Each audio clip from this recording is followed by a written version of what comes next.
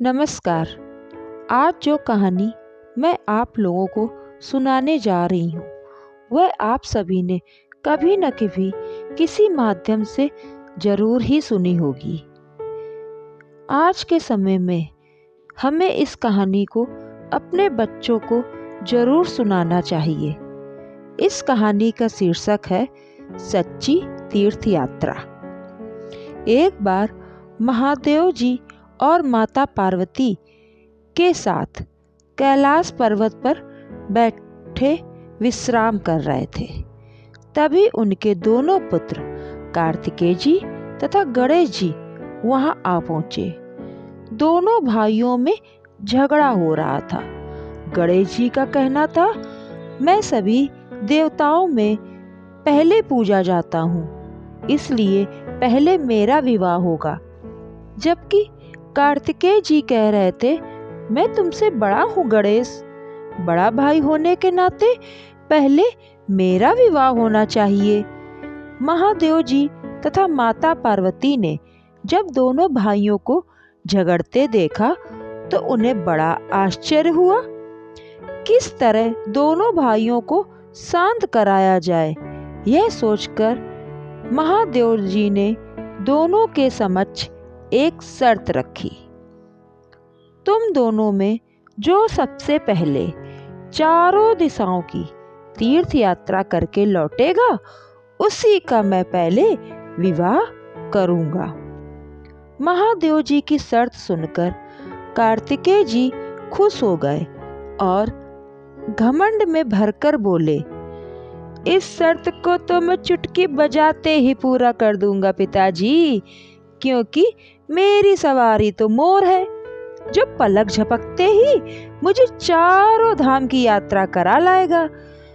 किंतु गणेश के लिए यह शर्त टेढ़ी खीर होगी, क्योंकि उसकी सवारी तो चूहा है जो मोर की तरह हवा में नहीं उड़ सकता।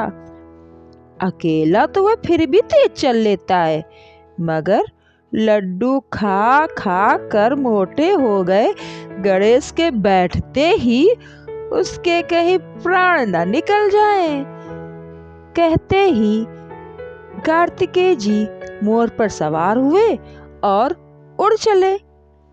कार्तिकेय की बात सुनकर गणेश निराश हो गए। महादेव जी ने कहा, तुम भी जाओ गणेश।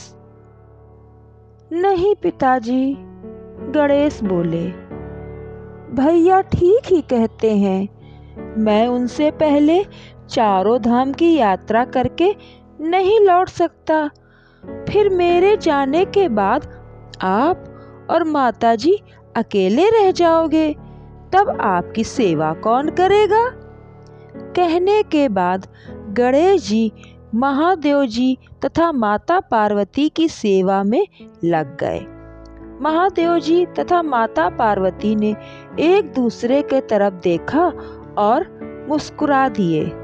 माता पार्वती बोली, किंतु गणेश, इस तरह तो कार्तिकेय शर्त जीत जाएगा, तब हमें पहले उसी का विवाह करना पड़ेगा। पिताजी के शर्त रखते ही ये तो निश्चित हो गया था माता कि पहले भैया का ही विवाह होगा, अतः मैं समय व्यर्थ नहीं करना चाहता। वैसे भी मैं शर्त पूरी नहीं कर पाऊंगा, फिर भला क्यों आप दोनों को कष्ट दूं? मेरे तो चारों धाम आपके चरणों में ही है। कहते ही गणेश जी ने महादेव जी और पार्वती माता की 7 बार परिक्रमा कर ली। इधर कार्तिकेय मन ही मन खुश होते हुए मोर पर बैठे आकाश मार्ग से उड़े चले जा रहे थे। जब वे तीर्थ स्थान पर पहुंचे तो आश्चर्यचकित रह गए। वहां चूहे के पंजों के निशान बने थे। वे मन ही मन सोचने लगे, यह कैसे हो सकता है? गणेश मुझसे पहले यहाँ कैसे पहुंच गया? क्या उसके चूहे के पंख उग आए हैं? वे जहां जहां जाते गणेश जी की सवारी चूहे के पदचिन्ह अपने आगे आगे पाते। चारों धाम की यात्रा कर कार्तिकेय जब वापस आए तो उनके आश्चर्य का ठिकाना न रहा।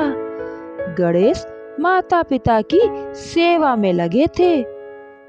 तुम तो बड़ी जल्दी तीर्थ यात्रा करके लौट आए गणेश, ये चमत्कार कैसे हो गया? कार्तिकेय ने गणेश से पूछा।